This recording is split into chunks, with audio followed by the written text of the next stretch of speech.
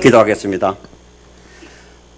그러므로 이제 그리스도 예수 안에 있는 자에게는 결코 정죄함이 없나니 이는 그리스도 예수 안에 있는 생명의 성령의 법이 죄와 사망의 법에서 해방하였습니다. 할렐루야.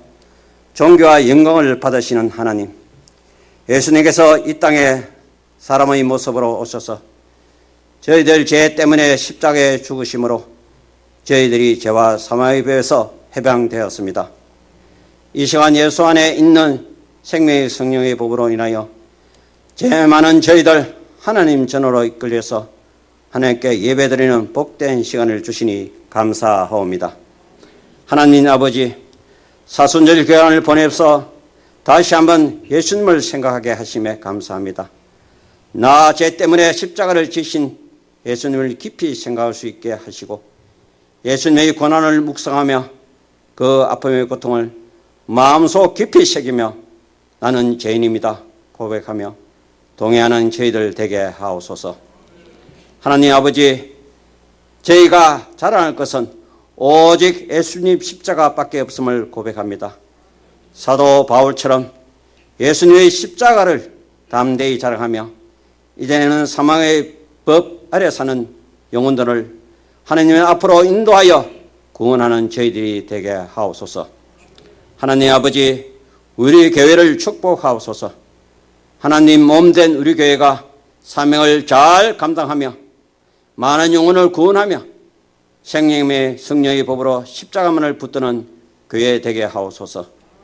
2023년 교회 5,000년 포원은 그리스도인은 복음으로 사는 사람이 되어 복음으로 행복한 삶을 누리고 복음으로 하나님 나라를 확장하고 복음으로 영혼 충고를 준비하는 성도가 되어 하나님의 뜻과 소망을 가지고 늘 뜨거운 신앙으로 충전된 일꾼이 되어 몸된 교회가 부흥하는 데 필요한 사람이 되게 하옵소서. 사랑의 하나님, 우리 목사님을 축복하옵소서.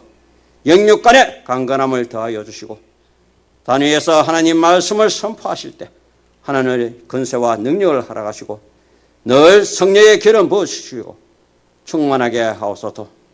또한 하나님 말씀이 선포될 때 생수가 흘러넘쳐 성도들의 심령이 변화되어 한중한 세상에 나갈 때 먼저 기도로 준비하여 전도의 사명으로 승리하게 하옵소서.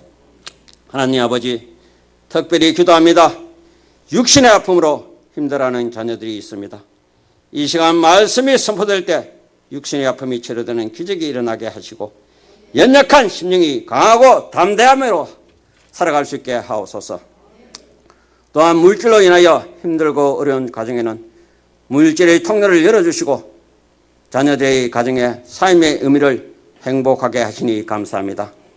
하나님, 오늘 이 예배를 위하여 찬양으로, 안내로, 청소로, 차량으로, 교사로, 식당 봉사로 보이지 않는 여러 곳에서 헌신하는 손길들을 기억하시고 섬기는 그들에게 복을 내려주시고 이 예배에 참여하는 모든 성도들에게 늘 십자가 아래에서 행복과 평안을 얻고 새 소망이 넘치는 삶이 되도록 이끄신 하나님께 감사하며 전도만이 우리의 기쁨이 되신 예수 그리스도 이름으로 기도드립니다. 아멘.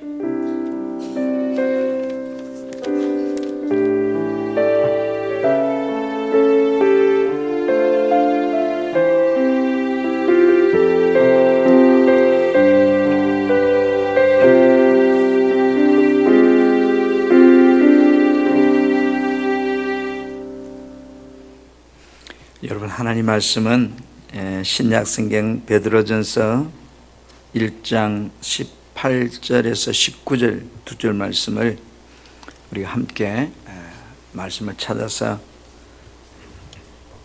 합독하겠습니다.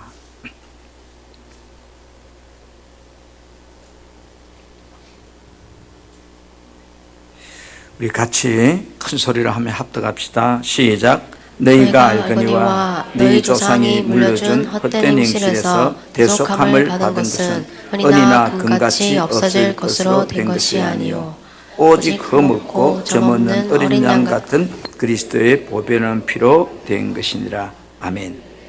지난 한 주간 여러분 잘 지내셨는지요? 어쩌면 산다는 것이 고생입니다. 그죠? 그러나 그 고생도 행복하면 재미있잖아요. 아무리 고생이 안 하고 살아도 행복하지 않으면 그것이 불행이고요. 정말로 예수 때문에 여러분들이 이 한 주간도 많이 행복하기를 축복합니다. 한번 따라하겠습니다. 보혈이란 무엇인가? 피는 사람의 육신의 생명의 상징이기도 합니다. 우리 사람 몸에는 65% 이상의 수분이, 물이 우리 신체를 구성하고 있다고 그래요. 그런데 그 중에 사람의 몸에는 피가 약 여러분 5리터, 그러니까 우리 생수병 큰 거 그죠? 2병 반 정도가 우리 몸에 피라고 그래요. 여러분 우리 몸은 수많은 혈관으로 이 구성이 되어 있는데 우리 몸에 약 10만 킬로라고 하는 아주 가는 핏줄부터 시작해서 그 길이를 우리 몸에 혈관이 돌아다닌대요. 혈관이 있대요. 그래서 여러분 지구가 비행기 타고 한 바퀴 도는데 4만 킬로라면 우리 몸의 혈관이 약 10만 킬로라고 뭐 꼭 재봤는 건 아니에요. 10만 킬로라고 한다는 이야기는 그래도 우리 지구를 2바퀴 반 정도 돌 정도로 많은 혈관이 우리 몸에 요소에 있어요. 그래서 피는 이 혈관을 통해서 산소를 온 몸에 다 전해주는 그런 일을 합니다. 그래서 피가 온 몸을 돌아다니다 보니까 세계에서 제일 발달한 나라가 대한민국이에요. 대한민국은 택배가 발달합니다. 전 세계에서. 우리나라는 하루 만에 다 웬만하면 배달됩니다. 그래서 누가 그래요. 외국 사람이 한국에 와서 놀란 것이 있다. 오늘 주문하면 내일 아침에 도착하는데 집 앞에 갖다 놔도 가져가는 사람이 없다. 외국은 가져가는가 봐. 집 앞에 갖다 놓으면. 너무 신기하대요. 그만큼 우리 몸의 전체 택배 역할을 하는 기사가 피예요. 그래서 이 피는 우리 몸의 어떤 부위마다 특정 물질을 다 옮겨주면서 그 특정 부위들이 기능을 발휘할 수 있도록 그런 역할을 하는 배달부예요. 여러분 사람은 육체와 영혼을 가진 존재로 창조되었다고 이야기했잖아요. 그래서 사람의 육체도 이 피가 생명과 직결되어 있습니다. 그래서 피를 너무 많이 쏟으면 생명이 위험해진다고 하잖아요. 마찬가지로 사람의 영혼도 그리스도의 보혈과 직결되어 있어요. 이런 보혈이 뭐죠? 예수님께서 인류의 죄값을 대신 치르기 위해서 십자가에서 고난당하시면서 죽으시면서 흘리신 거룩한 피가 보혈입니다. 우리들이 하나님 앞에 나아가기 위해서는 반드시 뭐요? 이 보혈을 통한 제3의 은혜를 받아야만이 그분 앞에 나갈 수 있는 것이 보혈입니다. 그래서 보혈은 나의 죄를 씻어내는 피라고 말하죠. 우리들이 죄를 짓고 있는 한 이 보혈의 능력도 계속 반복적으로 연속적으로 현재 내 삶과 항상 진행형이에요. 그래서 오늘은 이제 보혈에 대해서 같이 우리가 말씀을 나누고자 합니다.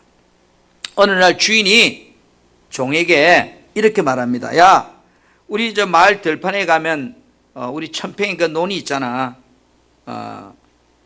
내일 그 논을 다 추수하라고 종에게 주인이 말하면서 요즘은 기계가 좋아서 기계가 다 일하는 세상이야.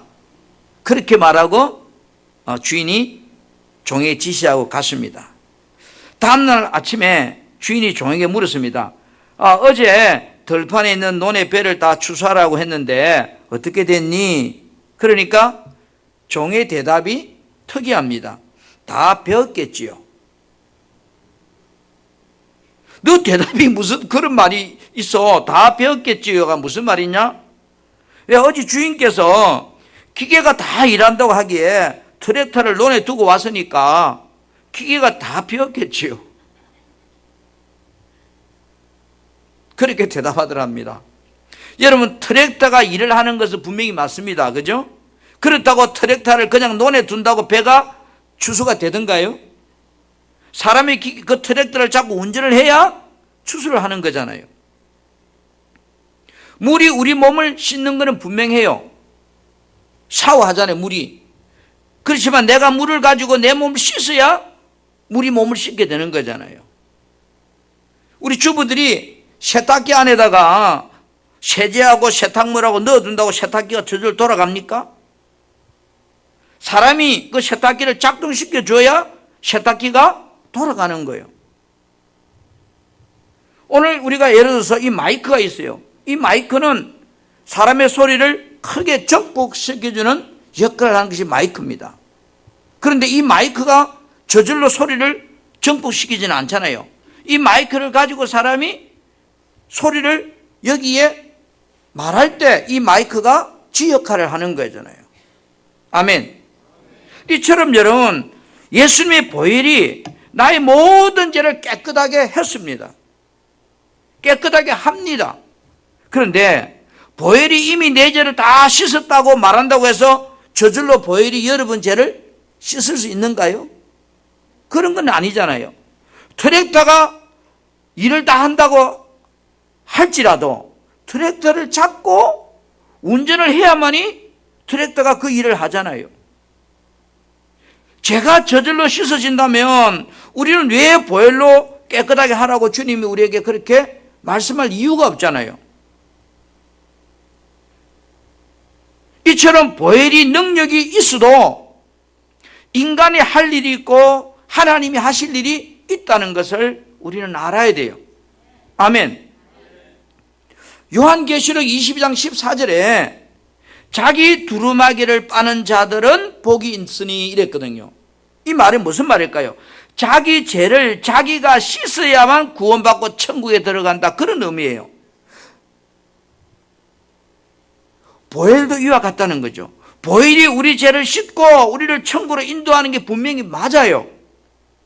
그러나 내가 그 보혈의 능력을 믿고 강구하고 보혈로 나의 죄를 씻어달라고 주님께 우리가 요청하고 기도해야만이 그 보혈이 나를 깨끗게 하는 거예요. 할렐루야. 여러분, 보혈은 죄를 속하는 생명의 피입니다.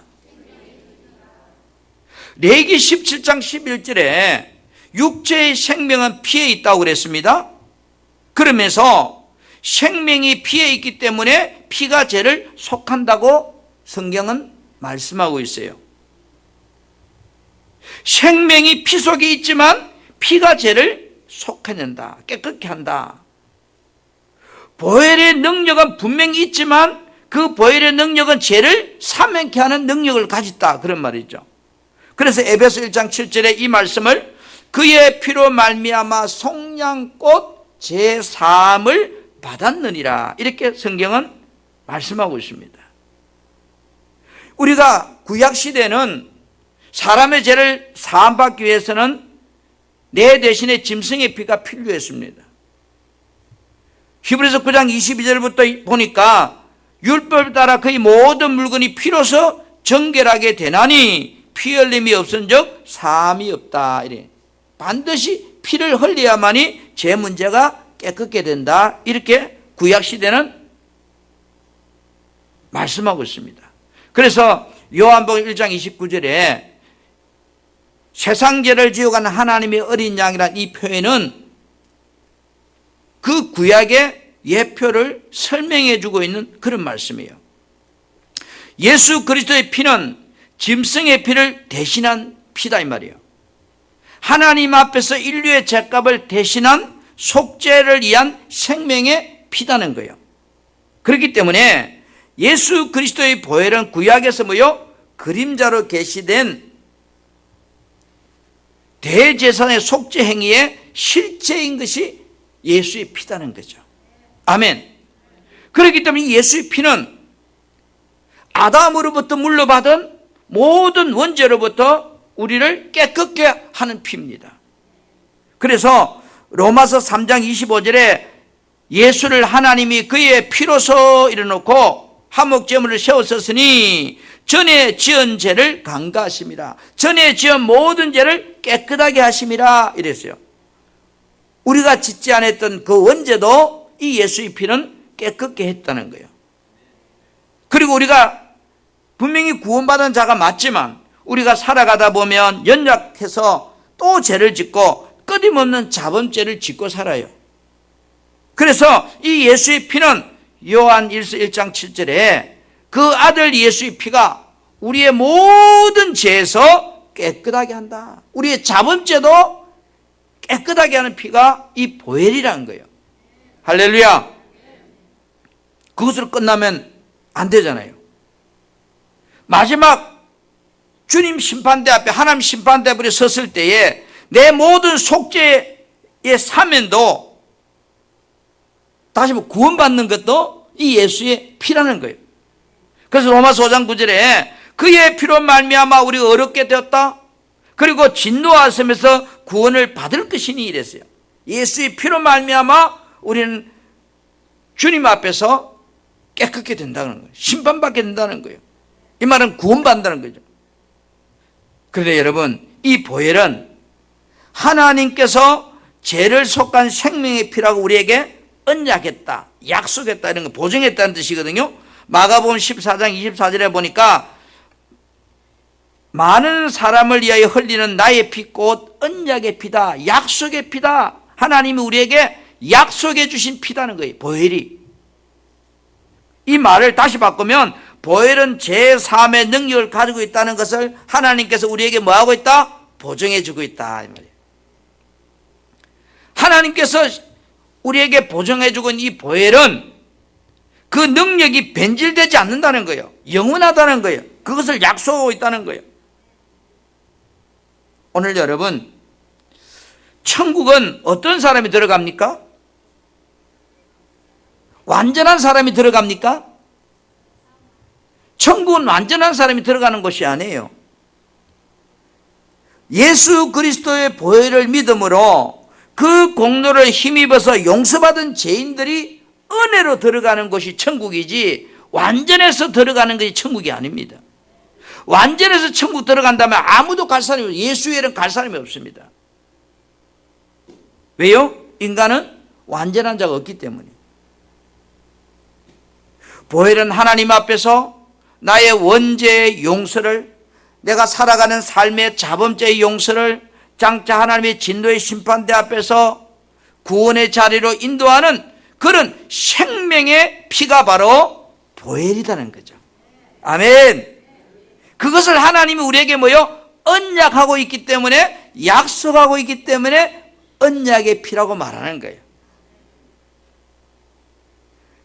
오늘 저와 여러분, 이 보혈을 내가 믿는다면 이 보혈은 여러분의 모든 죄에서 뭐요? 깨끗게 한 피입니다. 두 번째로 여러분, 보혈은 제가 가진 근세 앞에서 나를 자유하게 해주는 피예요. 나를 자유케 하는 피다. 성경은 죄값이 뭐라고 그러죠? 사망이라고 그래요. 그죠? 여러분, 죄의 근원이 어딘가요? 사탄, 마귀라고 성경은 말씀하고 있어요. 요한일서 3장 8절에 죄를 짓는 자마다 마귀에게 속했고 마귀는 처음부터 범죄함이라 이랬어요. 여러분, 우리들이 죄를 짓는 순간 주님은 우리 보고 이렇게 말해요. 죄를 짓는 순간 마귀의 종이 되었다 이래요. 요한복음 8장 34절에 예수께서 죄를 범하는 자마다 죄의 종이라 이랬습니다. 내가 구원받았다 할지라도 내가 죄를 짓는 순간 마귀가 나를 통치하는 그 통치권 안에 들어간다는 거예요. 사람이 죄의 종이 되면 결국은 어떻게 된다고 그래요? 성경은 로마서 6장 16절에 사망에 이르게 된다 이랬어요. 여러분, 이처럼 죄가 가진 능력과 근세가 있다는 걸 우리는 늘 기억해야 돼요. 이 마이크가 가진 힘은 소리를 정복하는 힘을 가지고 있듯이 죄도 죄 나름대로 근세를 가지고 있는 거예요. 성경은 죄가 가진 근세가 뭔지를 우리에게 소개하고 있습니다. 여러분, 로마서 3장 23절에 한번 같이 볼까요? 시작. 모든 사람이 죄를 범하였음에 하나님의 영광에 이르지 못하더니. 죄는 어떤 것을 가지죠? 하나님의 영광에 나아가지 못하도록 우리를 막아버리는 힘을 가있습니다. 하나님의 은혜를 차단하는 이런 엄청난 힘을 가있습니다. 하나님과 우리 사이의 관계를 철저하게 단절시켜버리는 힘을 가있습니다. 그래서 이사야 59장 2절에 보니까 오직 너희의 죄악이 너희와 너희 하나님 사이를 갈라놓았다. 죄가 하나님과 우리 사이를 이렇게 끊어놨다. 그래서 그 죄가 그의 얼굴을 가려서, 하나님 얼굴을 가려서 하나님이 주시는 은혜들을 받지 못하게 한다는 거예요. 이게 죄가 가진 힘이에요. 파워예요. 죄는 사람을 타락하게 만드는 힘을 가 있어요. 인간을 더 죄를 짓게끔 계속 끌고 가는 힘을 가 있다는 거예요. 그래서 우리 속담에 바늘 도둑이 소도둑 된다고. 죄는 큰 죄든 작은 죄든 죄는 속성이 뭐요?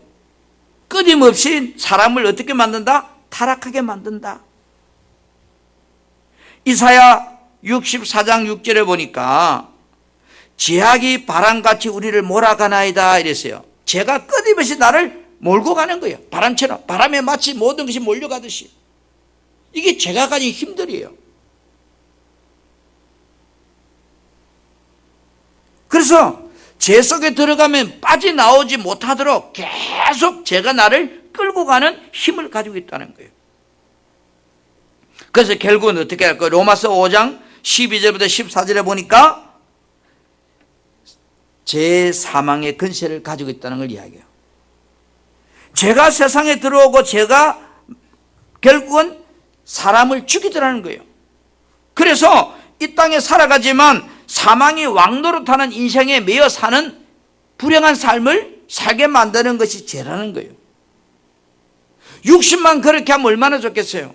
그런데 이 죄가 가진 힘은요, 사람의 육신뿐 아니라 영혼까지도 죽음으로 끌고 간대요. 에스겔서 18장 4절에 제가 한번 보겠어요. 모든 영혼이 다 내게 속한지라. 모든 영혼은 하나님께 속했대요. 아버지의 영혼이 내게 속한 같이 그의 아들의 영혼도 내게 속겠다? 그러면서 범죄하는 그 영혼은 죽으리라. 죄는 그 영혼까지 죽게 만드는 거예요. 그래서 지옥 가게 만드는 거예요. 이처럼 죄도 죄가 가진 근세와 힘이 있다면 오늘 이 보혈은 어떤 능력을 가지고 있을까 하는 거죠. 여러분, 양산시장이라고 하는 이름 뒤에는 양산시 안에서는 그분이 엄청난 힘을 가지고 있습니다. 그러나 대통령이라고 하는 이름 뒤에는 양산시뿐이 아니라 대한민국 전체를 통치하는 힘을 가지고 있습니다. 그리고 대통령 말 앞에 양산시장의 말은 소멸되는 거예요. 장관들이 아무리 뭐를 해도 대통령이 다시 검토해봐. 그 말 한마디에 다 없어지는 거예요. 왜? 그것이 근세예요.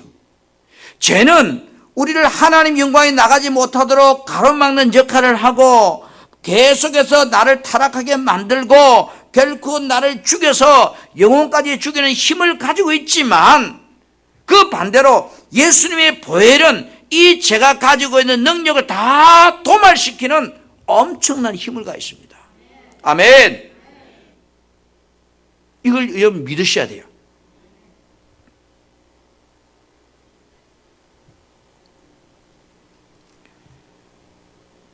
우리가 예수 그리스도의 보혈은 그 은혜를 믿는 자들 하여금 뭐요? 죄인된 상태에서 나를 구원해 줄 뿐만 아니라 제가 가진 근세로부터 나를 뭐 이제 자유케 하는 그런 힘을 가졌어요. 그래서 요한일서 1장 7절에 그 아들 예수의 피가 우리를 모든 죄에서 뭐요? 깨끗겠다 말은 해방시켜줬다는 거야. 할렐루야. 할렐루야.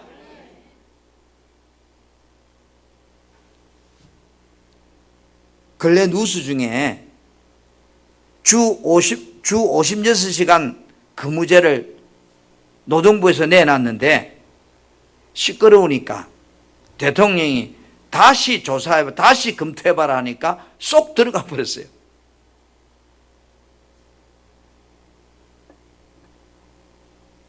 여러분, 예수의 피는 마귀가 지배하는 어떤 모든 것을 다 누를 수 있는, 새롭게 할 수 있는 그런 힘을 가진 거예요.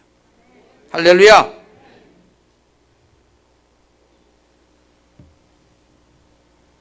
사도 바울은 이 보혈의 능력을 말하면서 로마서 6장 11절부터 14절에서 이렇게 표현하고 있습니다.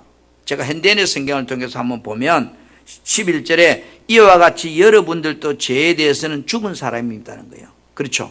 그런데 14절에 여러분은 율법 아래 있지 않고, 이 말은 은혜 안에 있기 때문에 제가 여러분을 지배하지 못할 것입니다.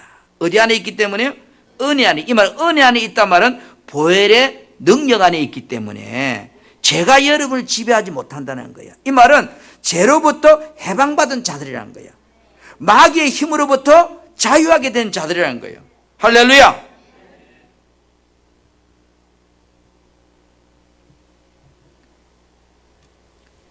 오늘 여러분, 예수님께서 흘리신 피는 구원받은 저와 여러분들에게 있어서 제가 나에게 쏘아야 되는 모든 어떤 힘의 그 에너지를 물리치고 그 죄의 권능에서 우리를 해방시켜 주신, 자유를 주신 그 피가 뭐라는 거죠? 보혈이라는 거예요.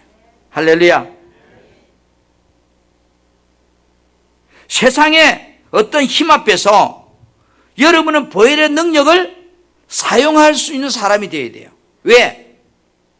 이 마이크가 아무리 위대한다 할지라도 사용하지 않고 내가 육성으로 소리치면 나만 힘들어요. 마이크가 없어서 소리가 힘든 게 아니고 마이크가 사용하지 않기 때문에 힘든 거예요. 오늘 보혈의 능력이 구원받은 여러분에게 주어졌어요. 아무리 주어졌다 할지라도, 트랙터가 일을 한다 할지라도 트랙터를 내가 몰고 농사를 해야만이 내가 힘이 안 들거잖아요. 보혈은 여러분의 세상에서 살아가는 삶에 자유를 준 피입니다.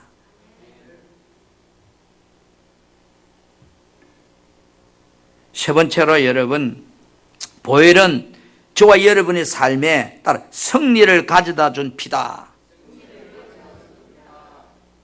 여러분, 예수 그리스도의 보혈은 무엇인가? 그리스도의 죽음을 의미하는 말이잖아요. 보혈이란 말은, 그죠? 죽음을 의미하는 거예요.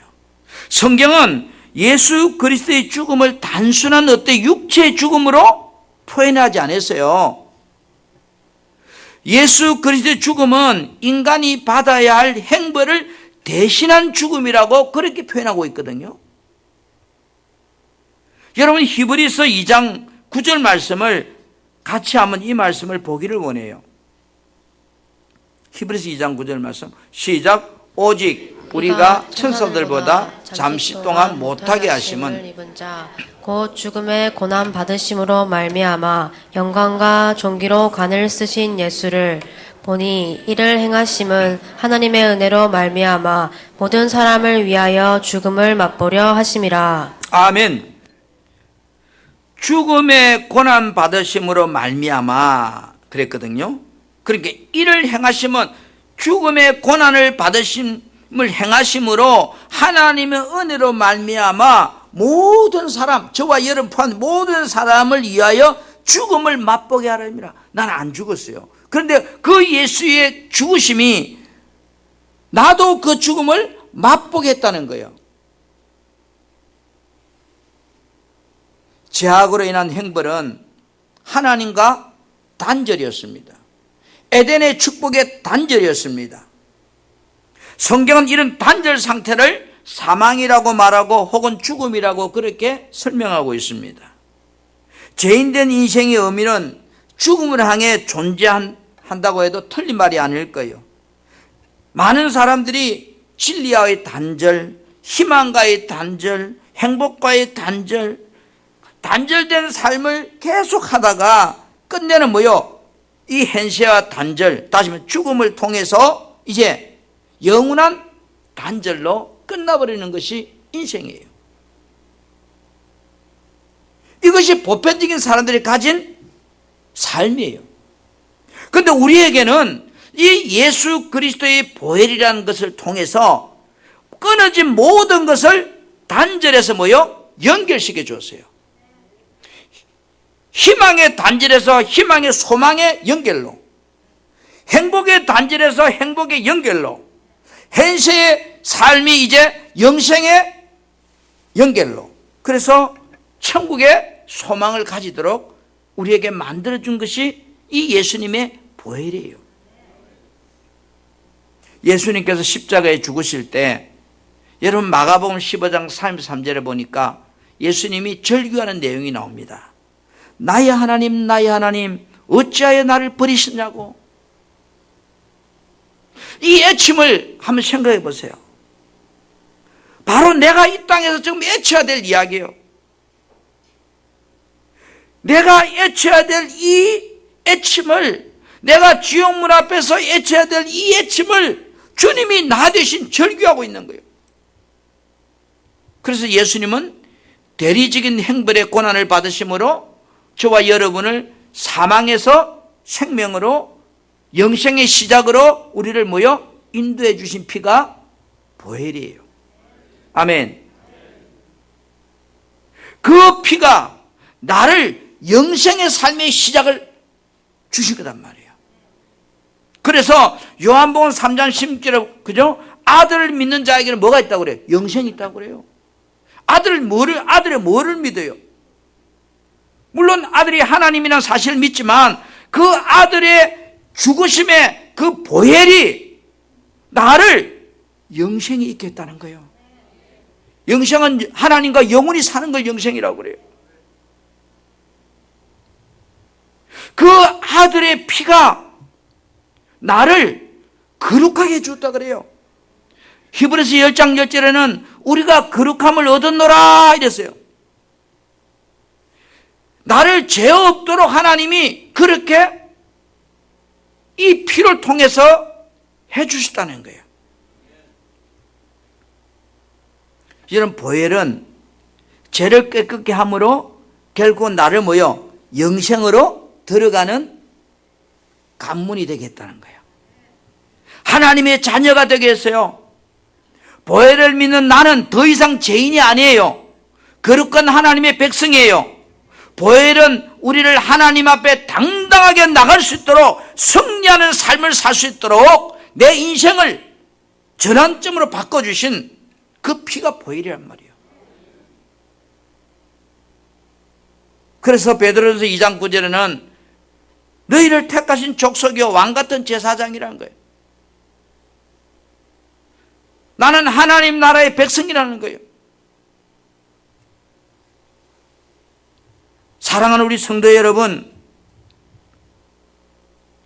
사도 바울은 갈라디아서 2장 20절에 우리가 늘 아는 말씀입니다. 뭐예요? 내가 그리스도의 십자가에 못 박혔다는 거예요. 근데 내가 이제 사는 것이 아니고 오직 내 안에 계신 그리스도가 산다는 거예요. 그런데 이제 내가 육체 가운데 사는 것은 나를 사랑하사 나를 위하여 자기 자신을 버리신 하나님의 아들을 믿는 믿음 안에서 살고 있다고 그랬어요. 이 말을 무슨 말인가 하면 사도 바울은 자신을 지금 어떻게 산다고요? 나는 세상에 사는 동안 보혈을 믿는 믿음으로 살고 있다, 그런 뜻이에요. 오늘 저와 여러분이 마찬가지입니다. 우리가 살아가는 세상에 얼마나 힘들고 어렵고 고통이 우리를 끊임없이 녹화하고 찾아옵니다. 근심 걱정이 수없이 찾아옵니다. 염려가 수없이 찾아서 문을 두드립니다. 정말로 질식할 정도로 우리는 힘든 환경 속에 살고 있습니다. 사도 바울의 인생이 그랬습니다. 예수 만나고 그가 살아가는 삶은 고난이었고, 그는 핍박이었고, 그는 육체의 환난이었고, 견딜 수 없는 아픔의 시간들이었지만, 사도 바울은 나는 이 보혈을 믿는 믿음으로 살아가고 있다고 고백한 것처럼, 저와 여러분, 우리가 세상을 이길 수 있는 에너지는 세상에서는 없어요. 오늘 사도 바울처럼 나도 하나님의 아들을 믿는 믿음, 다시 말해 그 아들이 이루는 이 보혈의 능력을 믿는 믿음으로 여러분이 살아가려고 해야 되고 살아가야 되는 거예요. 할렐루야. 그래서 구원받은 자에게서 보혈은 모든 삶의 에너지고 원동력이고 힘인 겁니다. 분명히 내가 구원받았어도 우리는 실족하고 넘어져요. 그죠? 끊임없이 자빠져요. 그러나 일어설 수 있는 힘, 내가 세상에서 환난을 당할 때 내가 일어설 수 있는 에너지, 그것이 보혈이란 말이야. 내 인생의 무게중심이 어디에 있어야 되는 거예요? 보혈에 있어야 되는 거예요. 내 삶의 모든 바탕이 보혈에 있어야 되는 거예요. 오뚜기가 안 넘어지는 것이 오뚜기 아니에요. 오뚜기 넘어져도 다시 일어선다 해서 오뚜기라는 거예요. 그리스도인이라고 해서 환난이 없는 것이 아니에요. 고난이 없는 것이 아니에요. 문제가 없는 것이 아니에요. 우리에게는 수많은 문제가 어쩌면 믿지 않는 저들보다 더 많을 수 있어요. 그러나 우리는 일어설 수 있는 무게중심이 보혈에 있기 때문에, 예수 피 안에 있기 때문에 우리는 일어서는 거예요. 그래서 우리는 세상에서 이 피가 나를 승리케 하는 피다 이 말이에요. 사랑하는 우리 성도 여러분, 보혈은 속죄의 피인데 인류 구원의 영원한 법적 근거로 하나님이 우리에게 언약한 피예요.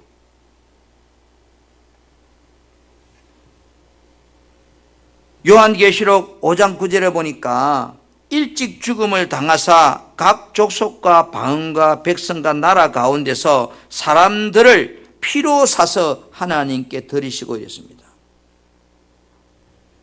모든 사람들을 이 보혈로 우리를 사서 하나님께 드렸대요. 아멘.